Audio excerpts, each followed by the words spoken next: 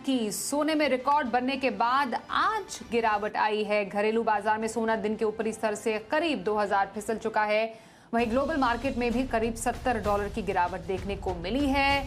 और अभी हम देख रहे थे कि आज ही घरेलू बाजार में 1,17,700 रुपए का नया रिकॉर्ड सोने ने बनाया था, पर उसके बाद सोना और चांदी दोनों में हमें एक दबाव देखने को मिल रहा है। पर कारण क्या है? हमारे साथ कमोडिटी एडिटर मृत्युंजय कुमार झा है। मृत्युंजय, एक के बाद एक सफलता की ऊंचाई की सीढ़ी चढ़ता हुआ सोना चांदी, वहां पर थोड़ा बहुत दबाव, एक कह सकते हैं करेक्शन आती हुई नजर आई है। वजह क्या है?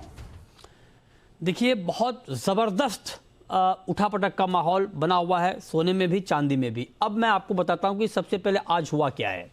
आज जब मार्केट ओपन हुआ तो बहुत बड़ी तेजी आई गोल्ड में भी और सिल्वर में भी। गोल्ड ने 1,17,700 की रिकॉर्ड ऊंचाई को पार कर लिया इंडियन मार्केट में।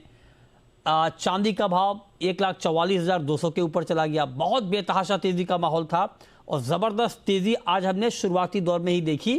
गोल्ड में भी सिल्वर में भी। ग्लोबल मार्केट में $3900 के बेहद करीब पहुंच चुका था भाव, मतलब 3895 के ऊपर चला गया था। तो बहुत बड़ी तेजी का माहौल था। तेजी का माहौल, और ये तेजी वैसे तो लंबे समय से मार्केट में इस तेजी का माहौल है। कल से तेजी की रफ्तार थोड़ी और बढ़ इसलिए गई क्योंकि अमेरिका में शटडाउन का खतरा दिख रहा था कि पता नहीं ट्रंप कामयाब हो पाएंगे नहीं हो पाएंगे शटडाउन को रोकने में। तो ये इस फियर ने मार्केट में एक पैनिक बाइंग को बढ़ावा दिया और उससे बड़ी तेजी कल भी हमने देखी, आज भी देखी। और जो बाकी के फंडामेंटल थे वो तो सपोर्टिव थे ही, चाहे वो सेंट्रल बैंकों की बाइंग हो, चाहे वो जियोपॉलिटिकल टेंशन हो, टैरिफ का टेंशन हो, डी डॉलराइजेशन की बात हो। ये सारे फंडामेंटल गोल्ड को लंबे समय से सपोर्ट करते आ रहे हैं। इसमें नया क्या ऐड हुआ? नया ऐड हुआ शटडाउन की आशंका। इस खबर ने मार्केट को और फ्यूल दिया और तेजी बढ़ गई। जबरदस्त तेजी आ गई सोने में भी चांदी में भी। लेकिन उसके बाद अचानक मार्केट दोपहर में आके थोड़ा सा रुका और रुकने के बाद थोड़ा सा गिरा क्या कि ऑल टाइम हाई से जो एमसीएक्स पर गोल्ड ने आज टच किया था वहां से करीब करीब 2000 रुपए तक गोल्ड के दाम गिरे। चांदी में करीब करीब 3500 रुपए तक की गिरावट आई। गोल्ड में ग्लोबल मार्केट में ऑल टाइम हाई से करीब करीब $70 तक की गिरावट आई। लेकिन जितनी बड़ी तेजी आई है उसके सामने ये गिरावट कुछ भी नहीं है। मतलब आप सोचिए कि एक साल, मतलब इसी साल गोल्ड में करीब करीब 45 से 50% तक की तेजी आ चुकी है ना। 43 बार गोल्ड ने इस साल रिकॉर्ड बनाया है। मतलब आप आंकड़े नोट करते रह जाएंगे लेकिन रिकॉर्ड के आंकड़े थमेंगे नहीं। 43 टाइम्स, मतलब गोल्ड ने रिकॉर्ड बनाने का भी रिकॉर्ड बना लिया है।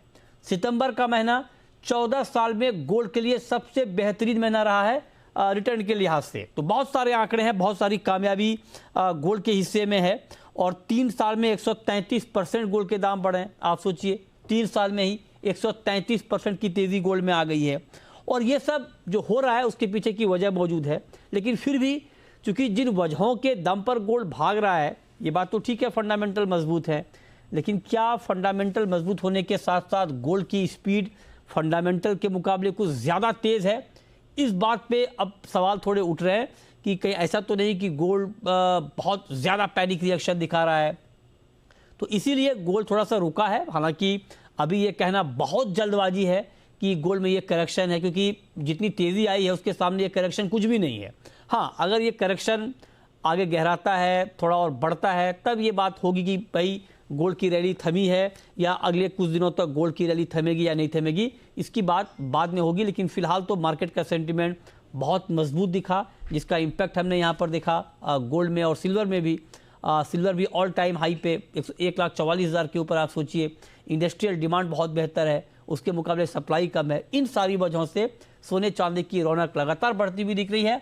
आज की गिरावट को अभी कुछ भी नाम देना थोड़ी जल्दबाजी होगी। प्रॉफिट बुकिंग या गिरावट की शुरुआत, ये कहने में थोड़ा और वक्त लगेगा। बिल्कुल, तो ये रही सोने पर पूरी डिटेल एनालिसिस। मृत्युंजय, धन्यवाद करेंगे आपका हमारे साथ ये बातचीत करने के लिए।